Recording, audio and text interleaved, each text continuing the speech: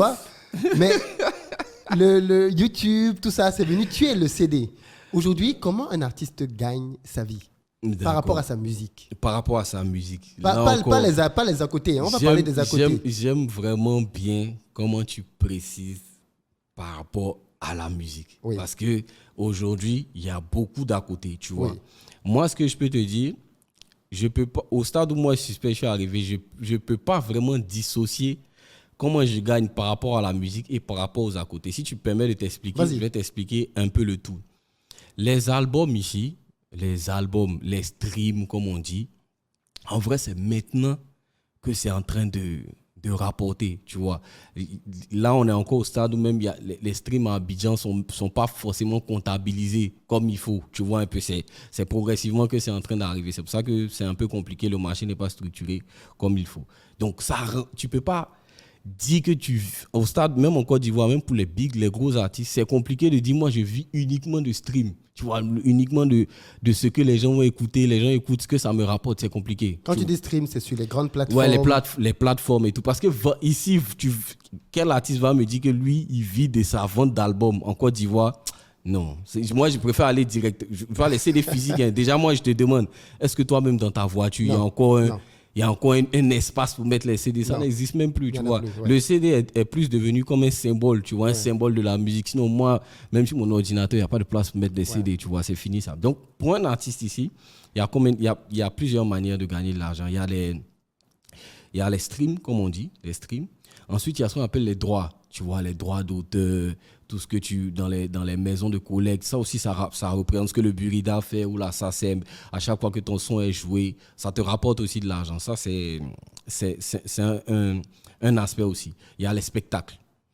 En Côte d'Ivoire et en Afrique de l'Ouest, ça représente, et je peux dire malheureusement, une des parties principales, une des sources de revenus principales des artistes, les spectacles. C'est pas les concerts. Moi, je n'ai pas dit les concerts parce que quand tu vas parler de concerts, tu vas parler de tournées. Tu vois. Ici, on ne fait pas encore de tournées. C'est-à-dire, on appelle ça les gombos. Okay. Les gombos, c'est-à-dire c'est des sortes de plateaux multi-artistes souvent, où c'est des événements où c'est pas un concert, mais on invite. Tu fais deux chants, 3 chants. Oui. Bah, pas forcément. Souvent, tu as des lives, tu peux durer 30 minutes, 45 minutes, mais c'est pas ton concert en fait. Tu vois, souvent, c'est festival des ceci, tu es invité, festival de cela, tu es invité, congrès de ça, tu es invité. C'est ça qu'on appelle les gombos, tu vois. Et nous, ici en Côte d'Ivoire, malheureusement, c'est pas normal, mais malheureusement, c'est une des sources principales pour les artistes pour faire entrer de l'argent. Pourquoi tu dis que c'est pas normal? Non, parce que normalement, on doit gagner. C'est les écoutes de la musique qui doivent nous rapporter, moi j'estime, qui doivent nous rapporter principalement, tu vois, que ce soit les streams, que ce soit, moi je trouve, et les droits aussi, les droits d'auteur, tout ça. Les spectacles, ça doit rapporter, mais ça nous rend en fait, vu que c'est pas des tournées que toi, c'est pas tes propres concerts la plupart du temps, donc tu es dépendant en fait. Oui. C'est pour ça que je dis c'est pas normal. Oui. C'est-à-dire que si tu es là et que dans telle période, il n'y a pas de... Bon, je prends la période du Ramadan, par exemple. Il n'y a pas d'événement. Toi, tu es là comme ça. Tu vois un peu, tu n'as pas forcément de bonnes entrées. Tu es là. C'est pour ça que je dis c'est pas normal. C'est pas normal. Ouais. Moi, suspect, avec mon équipe, et on a réfléchi aussi, parce qu'il faut s'adapter au terrain. Il faut s'adapter, tu vois. Si on ne gagne pas forcément ce qu'il faut dans les spectacles ou ce qu'il faut dans les... Moi, confidence pour confidence, je pense que c'est une émission qui on peut être clean, on peut être clair. Moi, j'ai jamais touché plus de 10 millions pour une date.